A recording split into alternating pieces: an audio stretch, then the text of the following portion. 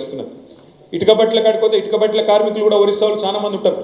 నువ్వు ఇక్కడ ఏదన్నా హోటల్కి పోతే అలా సప్లై చేసే పిల్లగాళ్ళు కార్మికులు ఎవరైతే ఉంటారో ఎక్కువ మేరకు ఒడిస్సా, జార్ఖండ్ ఆ ప్రాంత పిల్లలు ఎక్కువ ఉన్నారు.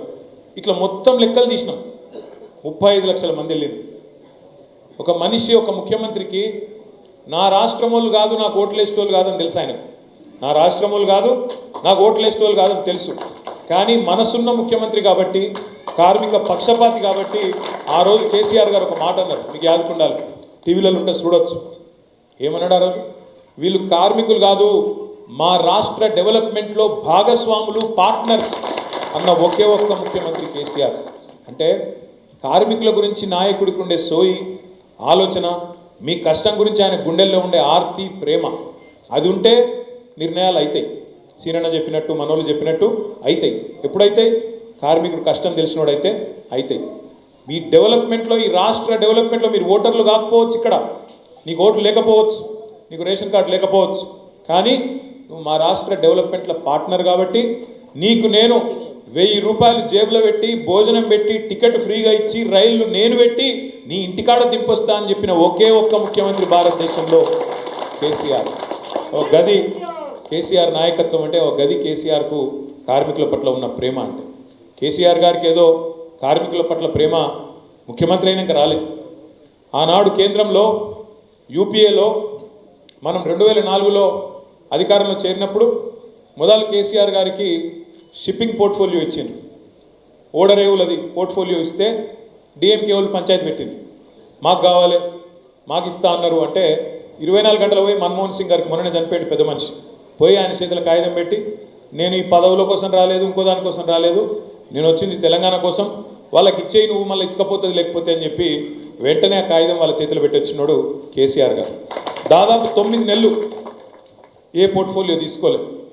తీసుకోక ఆఖరికి 9 నెలల తర్వాత పార్లమెంట్లో ఆనాడు ప్రతిపక్షం వాళ్ళు, బీజేపీ వాళ్ళు, క్యాబినెట్ల పోర్ట్ఫోలియో లేని మంత్రి ఉంటాడా, ఇది ఎక్కడ విచిత్రం అని చెప్పి వాళ్ళు ఎకసెక్కంగా మాట్లాడితే, అప్పుడు మన్మోహన్ సింగ్ గారు కేసీఆర్ గారిని పిలిచి, మీరు పోర్ట్ఫోలియో తీసుకోవాలి అంటే కేసీఆర్ గారు 2 కండిషన్లు పెట్టిండు. ఒకటి, మరి 9 నెలలు అవుతుంది, తెలంగాణ మీద ఒక్క అడుగు ముందుకు పడతలేదు, మీరు మాట్లాడుతుంటారు కానీ చేస్తలేరు, తెలంగాణ మీద కాంక్రీట్గా మీరు స్టెప్ వేస్తేనే, ఒక అడుగు ముందుకేస్తేనే నేను పోర్ట్ఫోలియో తీసుకుంటా అన్నాడు. సరే, తప్పకుండా చేస్తాము ఆ పని, మీరు అడిగినట్టే చేస్తామని చెప్పి మన్మోహన్ సింగ్ గారికి చెప్పినాక అడిగిండు, మరి ఏం పోర్ట్ఫోలియో కావాలని. కేసీఆర్ గారు చెప్పింది ఏంటంటే, నేను మొదటి నుంచి పేదవాళ్ళతో కలిసి పనిచేసినోని, ఇస్తే కార్మిక శాఖ ఇవ్వండి, తప్పకుండా కార్మికులకు మేలు చేసే ఒక అవకాశం వస్తుందని చెప్పి కార్మిక శాఖ ఏరి కోరి తీసుకొని ఒక పని కాదు చాలా పనులు చేసిండు. బీడీ కార్మికులకు ఆనాడే, ఇవాళ బీడీ కార్మికులకు ఇక్కడ ముఖ్యమంత్రిగా పెన్షన్ ఇవ్వచ్చు, కానీ బీడీ కార్మికులకు ఆనాడే దేశవ్యాప్తంగా వెస్ట్ బెంగాల్ నుంచి మొదలు పెడితే ఉమ్మడి ఆంధ్రప్రదేశ్ వరకు వేలాది ఇండ్లు మంజూరు చేసిన నాయకుడు కేంద్ర కార్మిక శాఖ మంత్రిగా కేసీఆర్ గారు.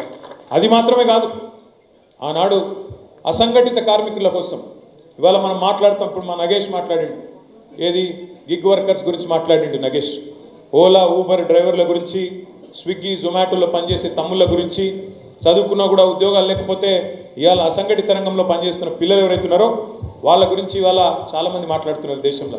కానీ ఆనాడే 2005 సంవత్సరంలోనే కేసీఆర్ గారు కార్మిక శాఖ మంత్రిగా అప్పటి ప్రధానమంత్రి మన్మోహన్ సింగ్ను ఒప్పించి అసంఘటిత కార్మిక రంగం అభివృద్ధి కోసం, వీళ్ళను సంఘటితంగా చేసి వీళ్ళ ప్రయోజనాలు కాపాడడం కోసం ఒక పెద్ద ఆయన ఉండే, అర్జున్ సేన్ గుప్తా గారు అని, ఒక పెద్ద ఎకానమిస్ట్, ఆయన ఆధ్వర్యంలో ఒక కమిటీ వేసి, ఆ కమిటీలో మన నాయకుడు, మన పెద్ద దిక్కు ప్రొఫెసర్ జయశంకర్ గారిని కూడా అందులో మెంబర్గా వేసి అర్జున్ సేన్ గుప్తా గారితో ఒక రిపోర్టు తయారు చేసి దేశంలో ఉండే అసంఘటిత కార్మికుల కోసం ప్రభుత్వం ఏం చేయాలి అని ఒక ఆలోచన చేసిన నాయకుడు కేసీఆర్ గారు. సరే, తర్వాత దురదృష్టం ఆ పదవిలో, ఎందుకంటే మనం పోయింది పదవి కోసం కాదు, మనం పోయింది ఆ పదవి ద్వారా వచ్చే పైరవుల కోసం కాదు, పైసల కోసం కాదు, తెలంగాణ కోసం పోయినాం. కాబట్టి మాకు తెలంగాణ ఇచ్చే ఆలోచన ఈ కాంగ్రెస్కు లేదు అనే అభిప్రాయం ఎప్పుడైతే కలిగిందో సారు బయటకు వచ్చేసిండు. సరిగా ఆ పని అసంపూర్ణంగానే ఆనాడు మిగిలిపోయింది. కానీ ఇవాళ గర్వంగా ఉన్నది, ఒక ముఖ్యమంత్రిగా కేసీఆర్ గారు ఒక హమాలీల గురించో, ఒక ఆటో డ్రైవర్ల గురించో కాదు, అందరి కోసం పనిచేసిండు. బహుశా భారతదేశంలో నాకున్న అవగాహన మేరకు, నేను మున్సిపల్ శాఖ మంత్రిగా, పంచాయతీరాజ్ మంత్రిగా కొద్ది కాలం కూడా పనిచేసిన, భారతదేశంలో నాకు తెలిసి ఏ ముఖ్యమంత్రి కూడా సఫాయి అన్నా నీకు సలాం అన్నా అన్న ముఖ్యమంత్రి భారతదేశంలో కేసీఆర్ తప్ప ఎవరు లేరు. ఎందుకంటే ఒక సఫాయి కార్మికుడి కష్టం తెలుసుకొని వాళ్ళు చేసే వాళ్ళు పడే ఇబ్బందులు, వాళ్ళకుండే చికాకులు ఇవన్నిటినీ తీయడానికి కేసీఆర్ గారు చేసిన కృషి మామూలు కృషి కాదు. ఒక్క జిహెచ్ఎంసీలో ఒక గ్రేటర్ హైదరాబాద్ మున్సిపల్ కార్పొరేషన్ ఉదాహరణగా తీసుకుంటే 3 సార్లు జీతం పెంచిన నాయకుడు, 3 సార్లు జీతం పెంచిన ముఖ్యమంత్రి ఆ సఫాయి కార్మికులకు ఒక్క కేసీఆర్ గారు మాత్రమే. ఇట్లా చెప్తూ పోతే 1-2 కాదు, ఇక చాలా ఉన్నాయి. నేను ఒక 2-3 విషయాలు మీకు చెప్తాను. ఒక జిహెచ్ఎంసీలకి కాదు పెంచింది కేసీఆర్ గారు, ఎవరెవరికి ఏం చేసిండు కేసీఆర్ గారు అంటే, అంగన్వాడీ టీచర్లు ఒకనాడు అప్పటి ముఖ్యమంత్రులు టీచర్లు మా హక్కుల కోసం కొట్లాడతామంటే చాలని జీతంతో రెక్కాడితే కానీ డొక్కాడతలేదు, జీతాలు పెంచాలి, ఉద్యోగ భద్రత కావాలంటే గుర్రాలతో దొక్కిచ్చారు.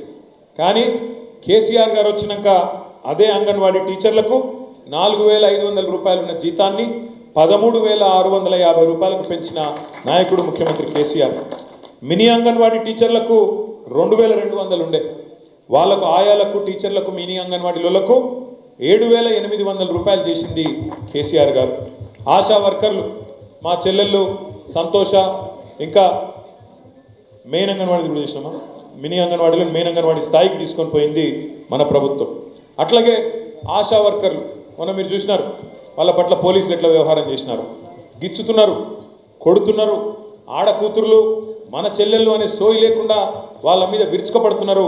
పైన కూర్చున్నాడు, కుర్చీలో కూర్చున్నాడు ఎట్లుంటే కింద కూడా వాళ్ళు అట్లే ఉంటారు. ముఖ్యమంత్రి వైఖరి అట్లుంది కాబట్టి కింద పోలీసులు కూడా ఎగబడి మన చెల్లెళ్ళు మన అక్కలు అనే ఆలోచన లేకుండా వాళ్ళ మీద దాడి చేసిన పరిస్థితి కూడా మీరు చూసినారు. అట్లాంటి ఆశా వర్కర్లకు మన ప్రభుత్వం వచ్చినాడు 2014లో 2,500 రూపాయలు ఉంటే గౌరవ వేతనం, దాన్ని 9,750 రూపాయలు 9,900 రూపాయల దాకా తీసుకొని పోయిన నాయకుడు కేసీఆర్ గారు.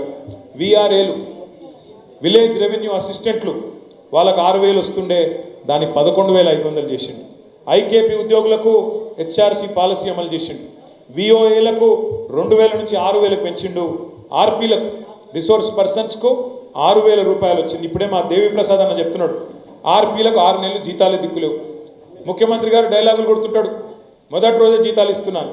ఇవాళ 8 నెలల నుంచి ఆర్పీలకు జీతాలు లేవు. మున్సిపల్ కార్మికులకు 3-4 నెలల నుంచి జీతాలు లేవు. ఇది వాస్తవ పరిస్థితి ఈరోజు ఈ రాష్ట్రంలో. జిహెచ్ఎంసీ కాంట్రాక్ట్ ఉద్యోగులకు ఇప్పుడే నేను చెప్పిన మీకు 3 సార్లు పెంచిండు, 8,000 నుంచి 17,500 రూపాయలు పెంచిండు. మా రాష్ట్ర విద్యుత్ శాఖ మంత్రిగా పనిచేసిన జగదీశ్వర్ రెడ్డి గారికి తెలుసు, విద్యుత్ కాంట్రాక్ట్ కార్మికుల విలీనం ఆనాడే జరిగింది. అదేవిధంగా జీతాల పెంపు, ఉద్యోగ భద్రత, ఇవన్నీ కూడా ఆనాడు కేసీఆర్ గారు ముఖ్యమంత్రిగా ఉన్నప్పుడు తీసుకున్న నిర్ణయాలు. ఉపాధి హామీలో పనిచేసే ఫీల్డ్ అసిస్టెంట్లకు 8,000 నుంచి 10,500 చేసిండు. హోంగార్డుల జీతాలు ఇది ఒక్కటి చెప్పాలి నేను మీకు. మొన్న ఎక్కడికో పోయినా నేను, ఒక హోంగార్డు కలిసిండు తమ్ముడు, కలిస్తే ఛాయ్ చేసి ఇచ్చిండు. నాకు ఛాయ్ తెచ్చి ఇస్తే నేను అడిగిన, ఎట్లున్నారు తమ్ముడు అన్న, కళ్ళలో నీళ్ళు పెట్టుకున్నాడు. అన్న 9,000 ఉండే జీతాన్ని 27,000 చేసిండన్న కేసీఆర్ గారు, మాకు దేవుడు అన్న ఆయన. ఎందుకు ఓడగొట్టిరో మరి నాకు తెలియదు, కానీ రాష్ట్ర ప్రజలు మాకు మాత్రం దేవుడు అన్న. ఆయన ఉంటే ఇంకా మాకు లాభం జరుగుతుండే, మేము ఈ పాటికి పోలీసు వాళ్ళు అయిపోతుండే, పోలీసులతో పాటు మాకు కూడా స్కేల్ వస్తుండే. మాకు 9,000 ఉన్నదాన్ని 3 రెట్లు పెంచేయాలా, 3 పూటలు అన్నం తింటున్నా అంటే కారణం కేసీఆర్ అన్న అని చెప్పి ఆ పిల్లగాడు కళ్ళలో నీళ్ళు పెట్టుకున్నాడు. అట్లాగే ఈ రాష్ట్ర ప్రభుత్వ ఉద్యోగుల గురించి అయితే మీకు తెలుసు, కేంద్ర ప్రభుత్వ ఉద్యోగుల కంటే తెలంగాణ ఉద్యమంలోనే చెప్పిండు కేసీఆర్ గారు, కేంద్ర ప్రభుత్వ ఉద్యోగుల కంటే అత్యధిక పే స్కేల్ మీకే ఇస్తా, తెలంగాణ ధనిక రాష్ట్రం ఖచ్చితంగా